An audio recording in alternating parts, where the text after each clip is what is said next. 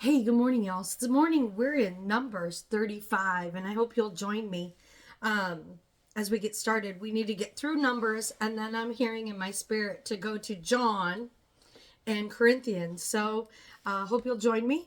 Holy Spirit, we invite you into this word. We ask that you would speak through my lips, and let's get started.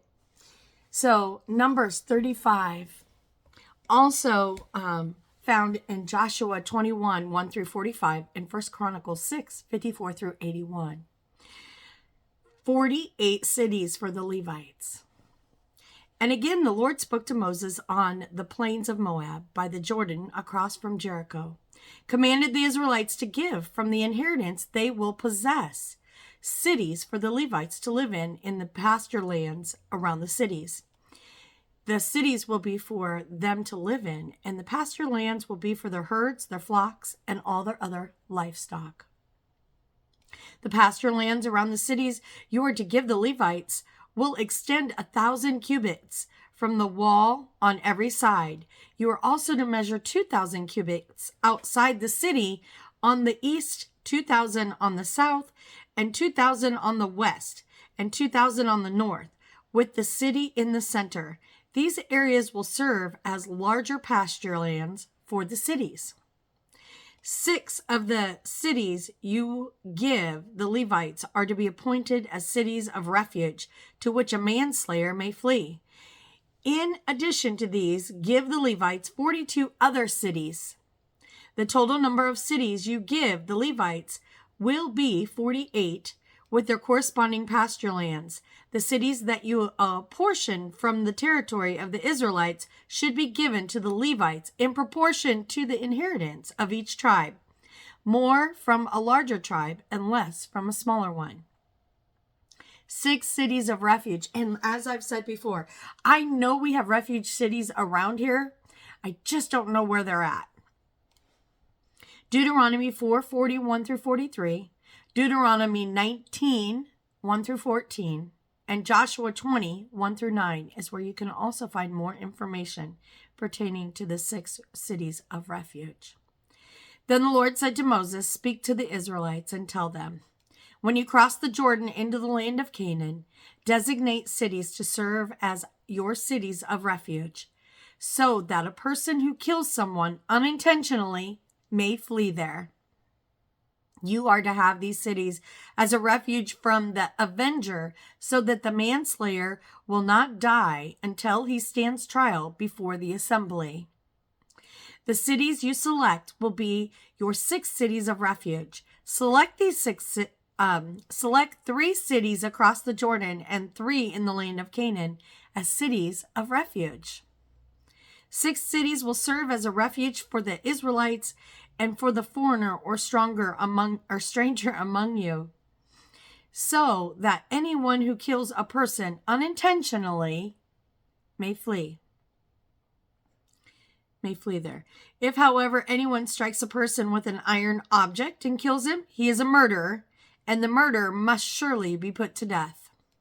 Or if anyone has his hand a stone of deadly size, he strikes and kills another, he is a murderer, and the murderer must surely be put to death. If anyone has in his hand a deadly object of wood, and he strikes and kills another, he is a murderer, and the murderer must surely be put to death. The avenger of blood is to put the murderer to death. When he finds him, he is to kill him. Likewise, if anyone maliciously pushes another or intentionally throws an object at him and kills him, or if in hostility he strikes him with his hand and he dies, the one who struck him must surely be put to death. He is a murderer. When the avenger of blood finds the murderer, he is to kill him.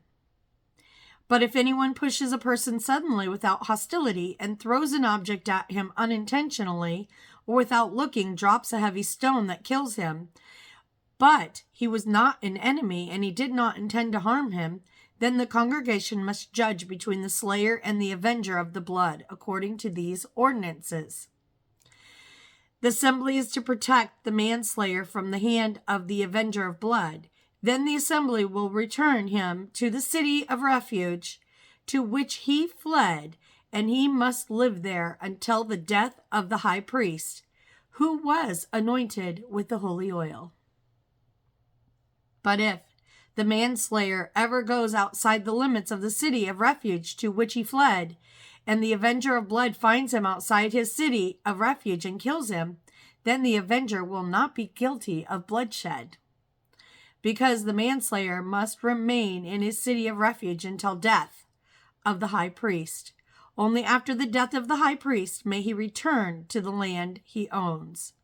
This will be a statutory ordinance for you for the generations to come wherever you live. If anyone kills a person, the murder is to be put to death on the testimony of the witnesses.